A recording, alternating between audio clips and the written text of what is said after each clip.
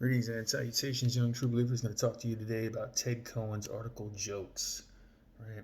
So, you might not think that jokes are an issue philosophers would take seriously, no pun intended, right? But in fact, philosophers are very interested in this kind of matter because this is a relatively new area of study for aestheticians, right? Um, there's a lot of valuable psychological and ethical insight that one can glean from the kind of jokes that a culture tells, right?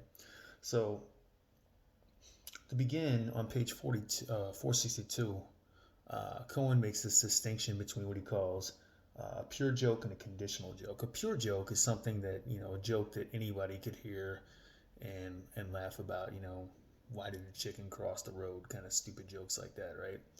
A conditional joke is one that you have to be a member of a certain group or have to be in the know somehow to get, right? Um, Now, it may be the case, as Cohen points out, that sometimes somebody from an outside group will be able to get the joke, but they won't be able to appreciate it on the same level as somebody on the inside, right? And so that's the point of his joke about the musician playing in Tel Aviv, and the punchline is someone stands up and says, "You will play it again until you get it right." If you're a member of the Jewish community, you're probably going to get that much more easily than somebody who isn't. Um, and he notes that the same goes for the joke teller, right? Uh, some joke tellers, they they tell a joke, they don't get it, they're not part of the community, and the joke lands. That's fine, right? But then there are other joke tellers, right? Uh, as he points out, top 462. In the second case, where the requisite special contribution is a matter of feeling the teller is more like a liar, he can typically find a fun, recognize it, or identify it, but he cannot feel it, right? So the first person tells a joke, doesn't really get it, but feels it. He appreciates the laughter, right? The second one tells the joke, but it doesn't mean anything to him, right? It's just a kind of cynical deliverance, right? So, having said that, now Cohen wants to turn his attention to offensive jokes, right? And he asked this question, right?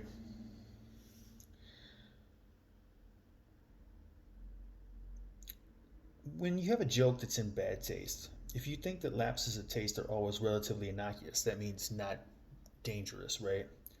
Then I would insist that these jokes are in fact unacceptable, immoral. Why does this happen and when? And this is a point where he lays his cards on the table. This is a difficult problem, right? And philosophers haven't adequately answered this yet. I cannot give a complete answer, even an outline, because there's a fundamental question I don't know how to answer. Suppose that X is some real event. We could say, a massacre or, some awful tragedy of some kind, right? Pandemic. We use the pandemic because that's topical. And that it is morally unacceptable to laugh at that event.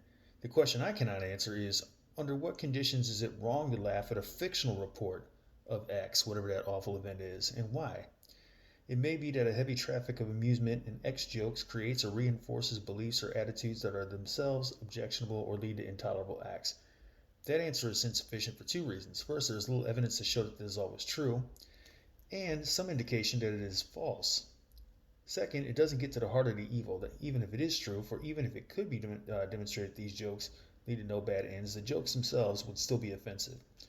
With no good answer to the question of why and when it is wrong to laugh at a story of something you shouldn't laugh at, I shall nevertheless go on to suggest how an answer, if we had one, might lead to an understanding of the unacceptability of some jokes, right? And then he launches into this analysis, right, of telling a joke against a joke that's offensive to a group, right? And the price that a member of that group has to pay to be able to laugh at a joke, and the price that they have to pay is the complete debasement, right? The loss of their self-esteem, right? Their self-regard, right? Although the basis for a pure joke has an obvious moral flavor akin to the idea of universal human sameness, right? So, everybody laughs at chicken crosses the road, and that's just a shared human condition, right? The joke is goofy. We human beings love absurdity, right? Conditional jokes are also congenial to the serious idea of morality. Conditional jokes are related to the idea that we can respect and even appreciate one another while remaining irreducibly different, right? This is a tough question, right? Um, can we really laugh at our differences and this be okay? Because American human humor in particular, just browse YouTube for 5 minutes, really trades heavily in stereotypes. And for my part, I think we could laugh at our differences, but uh, stereotypes really make that very difficult to do. If we could joke about each other without resorting to stereotypes, that would be far more preferable in my view.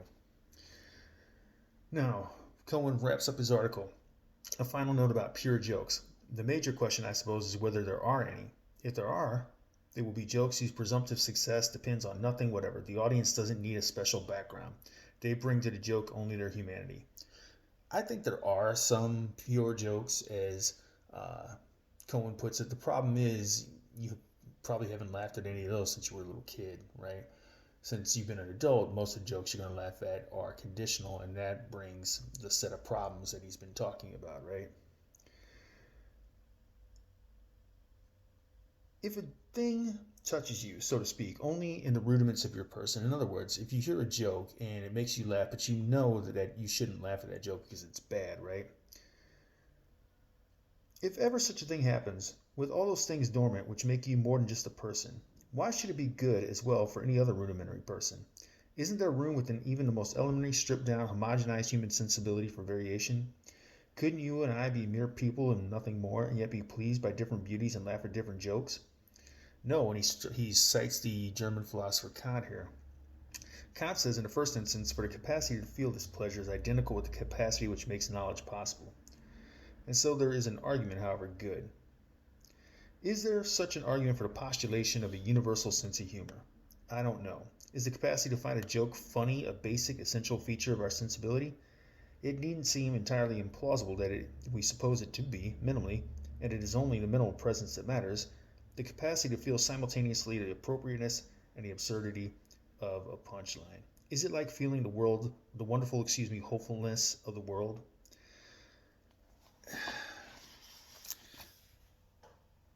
I think there is a universal sense of humor, if for no other reason than for the same reason that I think there's a universal morality. It's because we share a human condition. Um, Now that having been said, our individual circumstances, our social and cultural conditions are going to color, if you will, right, what we find humorous. But I still think that there's a universal sense of humor, just like there's a universal sense of morality. This may be a topic that you want to write on, students. So consider this article carefully.